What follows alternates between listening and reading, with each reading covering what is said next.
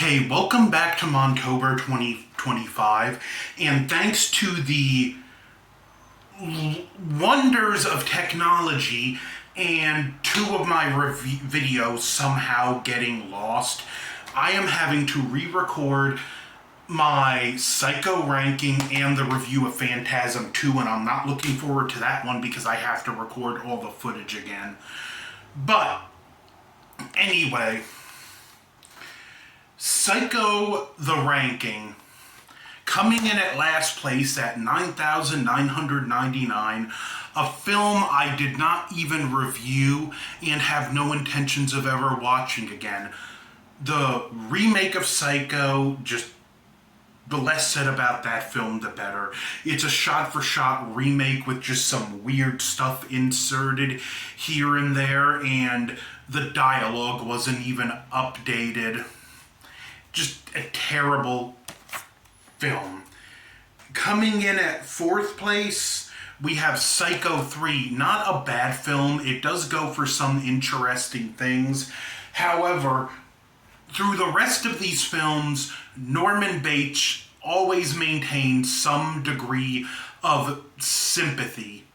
You do tend to feel for him and at times almost root for him. He's such a layered, complex, and tragic character, and sadly you lose a lot, if not all, of that sympathy in this film, but it's still an enjoyable film and a good entry to the franchise. At third place is Psycho for the Beginning, a prequel that's a made-for-TV movie that's far better than it has any right to be. It does flush out Norman's past and give you more context, so you actually begin to understand more of why he turned out the way he did. And some of the scenes in the flashback, like the infamous poisoned tea scene, is far more brutal than anything you could have imagined. So, Psycho 4 at third place. At second place is Psycho 2, amazingly good sequel. It's one of those rare sequels that actually rivals the original. It's an incredibly layered and complex psychological horror film that not only leaves Norman Bates questioning what is and isn't real, but leaves you, the viewer, questioning what isn't real. Psycho 2 is a masterpiece of not just a horror film, but how to do what would now be coined as a legacy sequel. See it as soon as you can. This film truly does stand neck and neck with the original, but that just leaves one at first place, and that is the one that started it all, the original Psycho, a film so far ahead of its time that it had to have a character literally explain Norman's mental condition to the audience. Psycho, what more about this film can I say that hasn't already been said? It's ahead of its time, it's classic, it had a shocking twist that actually mandated people not be admitted after the film starts. Again, see it as soon as you can if you hadn't. For those of you keeping up with my ranking, we have, I'm not even going in on the last place one again, but because I'm not including the dishonorable mention, but at fourth place we have Psycho 3.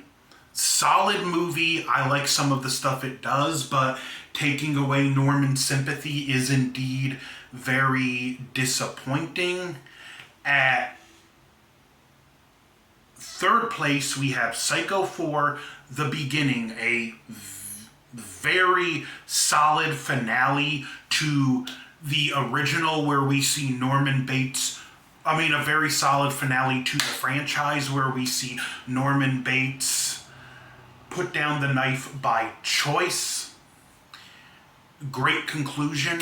At second place, we have Psycho 2, the miracle sequel to a classic horror film that will far surpass your expectations for the film and leaves you questioning what is and isn't real, just like it does Norman Bates. And at first place, none other than the original Psycho. The film was ahead of its time. It's a timeless classic that will be talked about till the end of film. So that's my ranking. What's your ranking? Do you agree? Disagree? Tell me. Don't forget to like, share, comment, subscribe. Over and out. Now, talking about this in the in future tense, when I'm coming to you after these videos are made. Next, we're getting into the Phantasm series, and I have reviewed all the films, but for some reason my computer wanted to be stupid and Phantasm 2's review is missing in action, so I will be reviewing all 5 Phantasm films and I will be ranking them. So don't forget to look out for that. Don't forget to like, share, comment, subscribe. Over and out. And computer, I'm going to kick you if you ever do this again.